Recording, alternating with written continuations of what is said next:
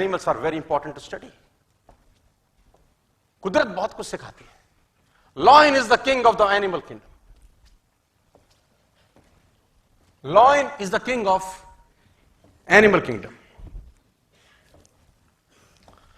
A lion is not the tallest animal in the jungle. A lion is not the tallest animal in the jungle. A lion is not the heaviest animal in the jungle. A lion is not the smartest animal in the jungle. ना सबसे ऊंचा होता है, ना सबसे भारी होता है, ना सबसे ताकतवर होता है, और ना ही सबसे इंटेलिजेंट होता है. Still lion is the king. Still lion is the king. इसका मतलब बड़ा सिंपल है, डिटेल में समझाता हूं. आपको जिंदगी में कामयाब होने के लिए ना तो स्मार्ट होना जरूरी है, ना इंटेलिजेंट होना जरूरी है, ना पढ़ा लिखा होना जरूरी है, ना बहुत क्लेवर होना जरूरी है, ना बहुत बुद्धिमान होना जरूरी है, क्योंकि लॉयन के पास ये एक्टिविटीज नहीं है. Still he is the king. Lion is not tall as giraffe, not heaviest then a elephant, not clever then a fox. Still he rules the jungle. और समझना पड़ेगा कि ऐसा क्यों है. क्योंकि lion has a attitude. Lion has a attitude. इसका attitude बड़ा शानदार है. समझाता हूं, समझिए. देखो, a lion is the king of the jungle because of its attitude. The lion has a different attitude that makes every animal afraid of him. इसका attitude ऐसा है कि सारे के सारे जानवर इससे डरते हैं. डरने का मेरा मतलब है उसका रिगार्ड करते हैं एक तरीके से, है ना. Giraffe regard the lion, elephant regard the lion, hippopotamus regard the lion, rhino regard the lion, fox regard the lion, monkeys regard the lion. What makes this massive animal respect such a small cat? देखने में तो छोटी सी बिल्ली ही तो है.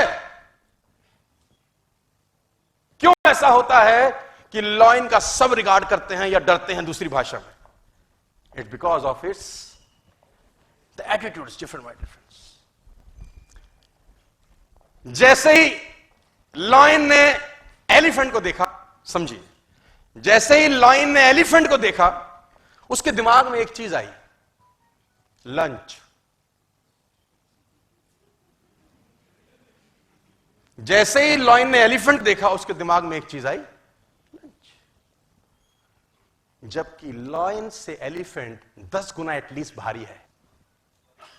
Lion से elephant 5 times बड़ा है, और एलिफेंट अगर एक पंजा मार दे तो लॉयन मर सकता है.